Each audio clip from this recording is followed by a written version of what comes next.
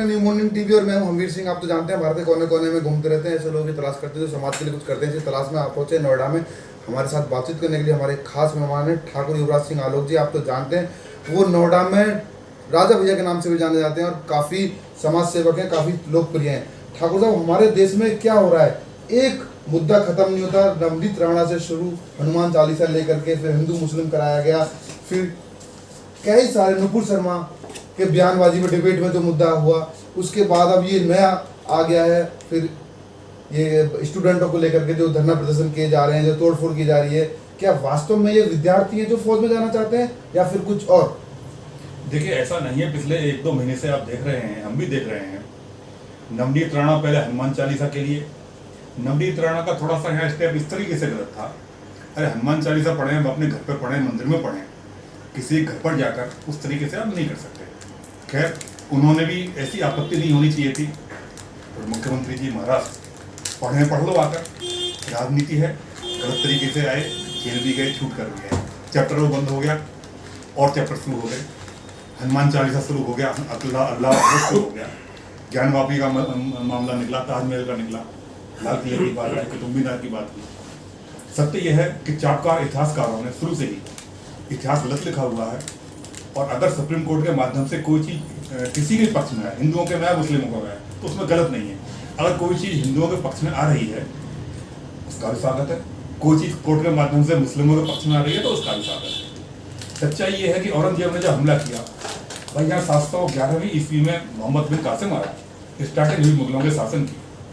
तो इन्होंने पहला काम यही किया, जल्दबाजी में किया, बहुत ज़्यादा मेहनत नहीं की। जितने भी मंदिर हिंदुस्तान में थे, उनके ऊपर ही अपनी मस्जिद बनानी शुरू कर दी। जो हिंदू राजा थे, क्षत्रिय राजा थे, वो आपस में इतना फूट में पड़े हुए थे, एक दूसरे के प्रति इतनी दुर्भावना थी, इतनी जेलसी थी, इतनी ईर्षा द्वेष था कि हर हिंदू राजा ये चाह रहा था, क्षत्रिय राजा, कि वो पिटे तो मैं तमाशा दे दूँ। एक करके सारे ही खत्म हो गए। 2000 साल हम गुलाम रहे।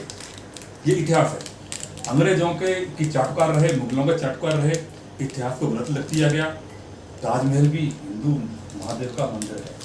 कुतुब मीनार कुतुबुद्दीन ऐबक ने नहीं बनवाई गई है। लाल किला भी नहीं बनवाया गया लाल शाहजहां ने। ये मैं नहीं कह रहा, तो इतिहास का साक्ष्य देख लीजिए। अगर इतिहास में इस चीज़ मिलती है तो ठीक है, नहीं मिलती तो भी ठीक है। लेकिन जहां हम बात करते हैं, 3 चीज़ों की बात हम पहले करते थे, बीजेपी भी करती थी। अयोध्या का श्री राम मंदिर और सुप्रीम कोर्ट के माध्यम से हमारे पक्ष में आ गया, वो काम चल भी रहा है, बहुत बहुत स्वागत। सेकंड, जो हमारी मथुरा में जहाँ गर्भगृह में भगवान श्री कृष्ण जेल में पैदा हुए थे, उसी जगह पर इन्होंने, जहाँ गर्भगृह है उसी के ऊपर मस्जिद बना दी। अब सत्य यह है कि वहाँ पहले मंदिर ही था, तो वो बिल्कुल हिंदुओं को देना चाहिए और सुप्रीम कोर्ट के माध्यम से देना चाहिए। ज्ञानवापी मस्जिद, ज्ञानवापी हिंदू वर्ड है, ज्ञानवापी की मस्जिद होती है, वहाँ मंदिर हैं, वहाँ भी ऐसे ही किया गया। अब वो भी हमारे अगर पक्ष में आता है, वहाँ घंटे, घड़ियाल, दीपक, स्वास्तिक सब मिल रहे हैं, गणेश जी मिल रहे हैं, नादिया मिल रहे हैं, शिव जी का शिवलिंग मिल रहा है, तो इसमें गलत क्या है? तो वहाँ भी मंदिर बने। और कल को इस चीज़ पर भी हो, जो कुतुब मीनार है या लाल किला है, ताजमहल है, जो सत्य है उजागर होना चाहिए। सत्य को बहुत देर तक आप छिपाकर नहीं रख सकते। ये चीज़ें चलती रहेंगी और इसमें हिंदू मुस्लिम की बात नहीं होना चाहिए। मुस्लिम काफ़ी राष्ट्रवादी हैं, हमारे साथी हैं और वो भी इस पक्ष में हैं।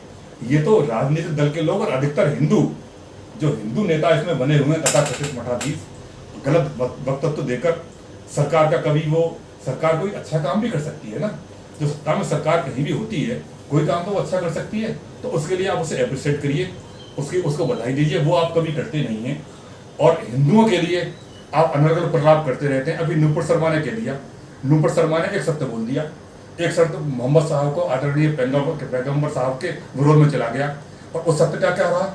जब हनुमान जी को बकवास करते हैं, शिव जी के लिए बकवास करते हैं, चप्पलों को फोटो लगा देते हैं, थैले में फोटो लगा देते हैं, और राष्ट्रवादी मुसलमान कोई कुछ नहीं कहता। ये हिंदुओं के जो नेता बने हुए हैं मठाधीश ना, नकली, ये अनर्गल प्रलाप करने लगते हैं, लेकिन हिंदुओं के चैप्टर पर नहीं करते। सनातन धर्म ऐसे ही नहीं है, 30,000 साल पुराना है सनातन धर्म। मुगलों को कितना टाइम हुआ? 1300 वर्ष हो गए। पंजाबियों को 300-400 वर्ष हो गए, हमारे साथी हैं, हमारे धर्म में से ही निकले। ईसाइयों को आप कुछ कह के देख लीजिए, 2000 साल हो गए। लेकिन हम इतने उदार हैं, इतने मतलब भोले हैं, सीधे हैं, हम कुछ कहते नहीं है तो हमको पिट जाओगे आप। और हमारे लिए बकवास करने शुरू आते हैं हमारे हिंदू नेता। बड़ी शर्मनाक कंडीशन है, वो कंडीशन ठीक होनी चाहिए। और ये बेकार की चीज़ों को आप सत्य का साथ दीजिए। देखिए सूरज पूरब में निकलता है, आपके पश्चिम में हम कैसे मान लेंगे? पश्चिम में नहीं मान सकते। आप कुछ देर के लिए मान भी लें, बाद में उजागर हो जाएगा। तो मैं अपने साथियों से निवेदन करूंगा कि हिंदू मुस्लिम के चक्कर में देश का किसी भी तरीके से नुकसान ना करें। और अभी जो 3 दिन से शुरू हुआ है राहुल गांधी के ईडी के बाद में ये अग्निपथ अग्निवीरों को, मेरे साथियों, मेरे प्यारे अग्निवीरों, इस चीज़ को आप अनर्गल ना लें। सरकार की लापरवाही तो इसमें हुई है, वो चीज़ें ठीक हो जाएंगी। ये जो आपका लिए दिया गया है 4 साल का, ये आपके आधे तरीके से हित में है। 24 साल में किसी को रोजगार नहीं मिल रहा, 30-30 साल तक लोग अखबार देख रहे हैं, बुरा हाल हो रहा है, मिनिमम वेज भी मिल नहीं रहा। IAS PCS जितने भी घूम रहे हैं, या तो उसमें एंट्री कर लीजिए। और फिर कितने IAS, कितने PCS, कितने राजनीति में टॉप लेवल पर गए हैं, कितने इन्होंने साइंटिस्ट बने हैं, या इन्होंने देश के लिए क्या योगदान दिया है। ये सबसे पहले भ्रष्टाचार शुरू करते हैं। भ्रष्टाचार ऊपर से नीचे आता है, यही स्टार्टिंग करते हैं। तो खाली आप 90%, 95%, 98% नंबर लाकर वही सपना ना देखें। देश हित में और भी चीज़ें होती हैं। और आप 24 साल की उम्र में ऐसे निखर कर आएंगे कि आपका कैरेक्टर ही कुछ और होगा, आपकी पर्सनैलिटी कुछ और होगी, और आपको रोजगार ही मिलेगा। एक मुफ्त 28 लाख रुपए भी आप पैदा कर रहे हैं, 12 लाख तो आपको कैसे मिल रहा है।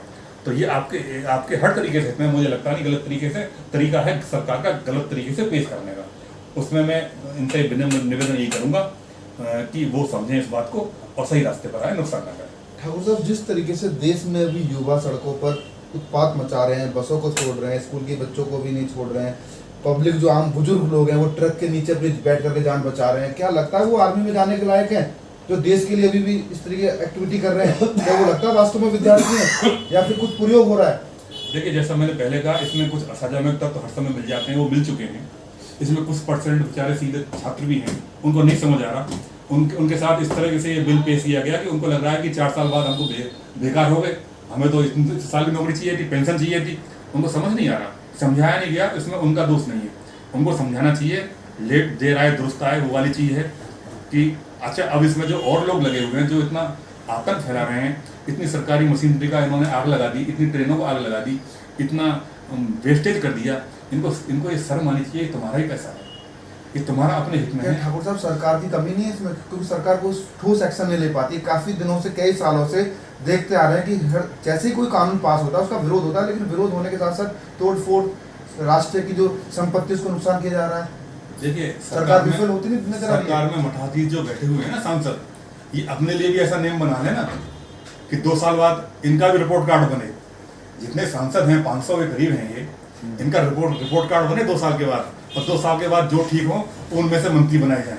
और जब मंत्री रिटायर हो जाए तो इनको ना पेंशन मिले, ना हमारा भत्ता मिले, ना हवाई टिकट फ्री मिले, ना आवास मिले, ना फोन मिले, ना ट्रेन मिले। इनको भी तो मिलना चाहिए। इनके लिए कौन बनाए? ये बनाने वाले भी, वो करने वाले भी, ये डिसीजन देने वाले भी, ये जज भी यही, जजमेंट भी यही देते हैं। तो ये जो छात्रों के लिए कर रहे हैं, इनको तो नहीं, अपने ऊपर ढाल के देखें इन चीज़ों को कि इनका रिपोर्ट कार्ड बनना चाहिए 2 साल के बाद। और एक बार जो आ गया उस लाइन में, उसके बाद उसे दोबारा ये चैप्टर ना मिले। और टिकट उसको मिले जिसके घर पर अग्निवीर पैदा हुआ है, टिकट उसको मिले। ये भी तो अपने बच्चों को अग्निवीर बनाए, ये भी तो अपने बच्चों को फौज में भरें। इनके बच्चे नहीं लड़ सकते क्या बॉर्डर पर जाकर? तो अगर ऐसा हिसाब किताब ये बनाएं कि अग्निवीर वाले, जो जिसमें अग्निवीर है, जो फौज में गया है, उसी के बाप को टिकट मिलेगा, उसी के बड़े भाई को टिकट मिलेगा, और फिर हर 2 साल बाद उनका रिपोर्ट कार्ड बनेगा, और जो उसमें ओके होगा उसे मंत्री बनाया जाएगा। और मंत्री जब रिटायर हो जाएगा तो उसे कोई पेंशन भत्ता नहीं मिलेगा। उस तरीके से बनाए। अपने छाती पर भी हाथ रख कर देखिए, खुद आप कानून बनाते हैं, खुद आप नियम बनाते हैं, अपने ऊपर कुछ बनाते नहीं। जिंदगी भर आप हमारा पैसा लूटते रहते हैं, खाते रहते हैं, रिटायर होने के बाद भी बंगला भी, सारी चीजें, कितना खर्चा है आपका। तो उस चैप्टर पर भी ध्यान दीजिए। और मेरे अग्निवीर साथियों, आप देश हित में इस तोड़फोड़ को बंद कर दें। ये आपके अहित में तो नहीं है, ये पक्का है। इस चीज को मानकर चलिए। 24 साल की, 23 साल की उम्र में आपकी पर्सनैलिटी अलग निखर कर आएगी, और आप पर अलग अलग राज्य सरकारें आपको वरीयता देंगी, प्राथमिकता देंगी किसी भी जॉब के लिए, नौकरी के लिए। और राजनीतिक दलों से मैं अपील करूंगा कि जितने भी दल हैं उनको इस तरह का मतभेद, देश सर्वोपरि है, हर समय आप देश हित को याद रखें। सारा दुनिया हमारे ऊपर कल को हंसेगी कि एक के बाद एक चैप्टर इनका हिंदू मुस्लिम में खत्म नहीं होता, अब ये शुरू हो गया। तो उस चीज़ से मेरी विनम्र अपील यही है कि सारे दल को, नेताओं से, कि अपने लोगों से अपील करें कि इस चीज़ों को छोड़ें, तोड़-फोड़ आगे बंद करें। जी, धन्यवाद। तो डॉक्टर साहब, ये थे हमारे साथ, हमारे बीच बातचीत करने के लिए हमारे खास मेहमान ठाकुर युवराज सिंह आलोक जी। फिर आऊँगा किसी खास मुद्दे पर बात करने के लिए किसी खास मेहमान के साथ। मेरे सहयोगी देव Goswami, new morning TV, Uttar Pradesh.